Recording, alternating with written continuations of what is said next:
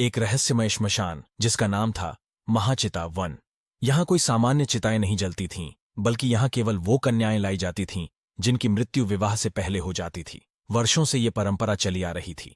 गांव के लोगों का मानना था कि इन कन्याओं की आत्माएं अशांत रहती हैं और उन्हें महाचिता में शांत करने से ही मुक्ति मिलती है। परंतु यह सच नहीं था।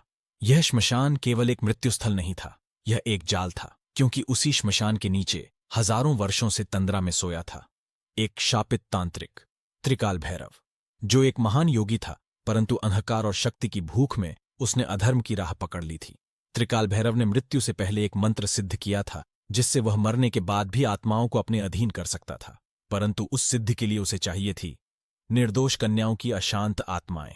इसीलिए उसने एक भयानक श्राप फैलाया कि जो भी कन्या विवाह से पूर्व मरेगी, उसकी आत्मा चिता के धुएं के साथ उसकी गुहा में खींची चली जाएगी और वह उसे अपनी कठपुतली बना लेगा। उस भयानक गुहा में जहां त्रिकाल भैरव की आत्मा अधूरे शरीर में सोई थी, वहां लकड़ी, अस्थियों और राख से बनी सैकड़ों कन्याओं की कठपुतलियां खड़ी थीं।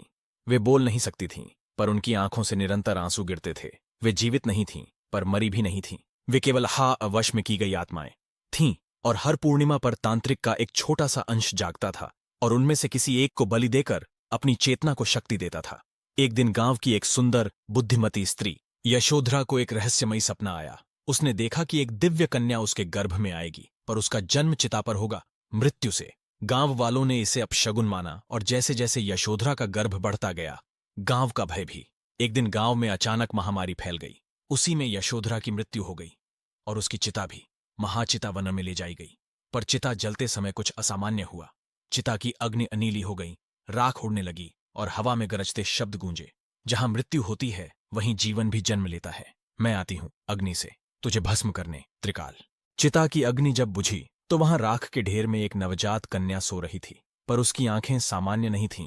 वे अग्नि के समान लाल थीं और उसके बाल राख से भी सफेद। गांव वाले भयभीत थे। कुछ बोले ये चिता की देवी है, कुछ बोले ये तांत्रिक की छाया है। पर एक वृद्ध साधु, ऋषि हरिहर, जो वर्षों से एक पहाड़ी मंदिर में तप कर रहा था, वहां आया और बोला, यह कोई शाप नहीं, यह उस अधर्म के विरुद्ध अग्नि है। इसका नाम होगा अग्निजा। यह वही चिंगारी है जो चिता की राख से जलेगी और अधर्म को भस्म करेगी। अग्निजा के जन्म के साथ ही श्मशान की गहराइयों में सोया त्रिकाल भैरव अकस्मात चौंक गया। उसकी कठपुतलियां कांप उठीं। उसकी आत्मा को एक जलन महसूस हुई। उसने कहा, कौन है यह जो मेरे बनाए नियमों को तोड़ रही है? मैं अब और नहीं सो सकता।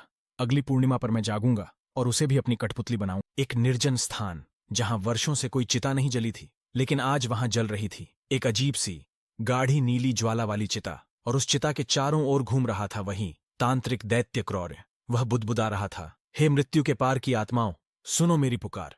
अग्नि में से जन्म ले वो अग्नि जो मेरे अधीन हो जाए। उसने चिता में कुछ रक्त छिड़का और तभी चिता की लपटें अचानक भड़क उठीं। हवा थम गई। पूरा जंगल जैसे सांस रोक कर देखने लगा, और उसी चिता के बीच एक तेज रोशनी फूटी। एक आकृति धीरे धीरे उभरने लगी। चिता की आग से जो शरीर प्रकट हुआ वह एक नवजात कन्याट थी, पर उसका शरीर सामान्य नहीं था। उसकी त्वचा पर धधकते सूर्य जैसे चिन्ह थे। उसकी आंखें बंद थीं, पर ललाट पर एक लाल अंगारा धधक रहा था। वही थी अग्निजा। तांत्रिक की आंखों में चमक आ गई।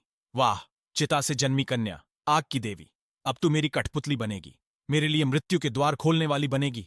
वह उसे उठाने ही वाला था कि तभी तेज बिजली गिरी और एक स्त्री की आवाज गूंजी, नहीं, अग्निजा तुझसे नहीं जुड़ेगी राक्षस, वह तुम्हारे अंत के लिए आई है। आकाश से एक तेज प्रकाश उतरा। उसमें एक दिव्य स्त्री प्रकट हुई। लंबा सुनहरा वस्त्र, गले में तुलसी की माला, आंखों में आंसू और भय। वही थी स्वर्ण प्रभाठ, जो ब्रह्म ऋषि वशिष्ठ की मानस पुत्री थी और ब्रह्म ज्ञान की तपस्विनी। यह अग्निजा है।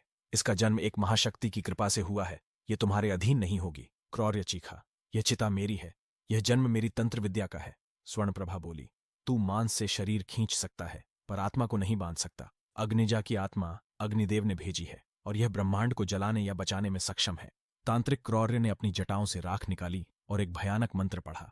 अचानक उसके पीछे 3 भूत प्रेत प्रकट हुए, जिनके चेहरों पर वही निर्दोष कन्याओं के चेहरे थे जिनकी आत्मा वह चुरा चुका था। वे तीनों अग्निजा की ओर दौड़ी। स्वर्णप्रभा ने अपनी कमंडल से जल छिड़का। वह जल अग्निजल था जिससे भूत जल जाते हैं। लेकिन तभी तांत्रिक ने एक आखिरी तांत्रिक मंत्र पढ़ा और चिता की आग एक भयानक नागिन में बदल गई। वह अग्निजा की ओर झपटी। उस कन्या की आंखें अब भी बंद थीं, पर जैसे ही नागिन उसके पास पहुंची, अग्निजा के ललाट का अंगारा तेज जलने लगा और फिर उसकी आंखें खुलीं। उसकी पुतलियां अग्नि से बनी थीं। उसने सिर्फ एक चीख मारी और पूरा श्मशान कांप उठा। वह आग की लपटों में बदल गई। नागिन वहीं जलकर राख हो गई।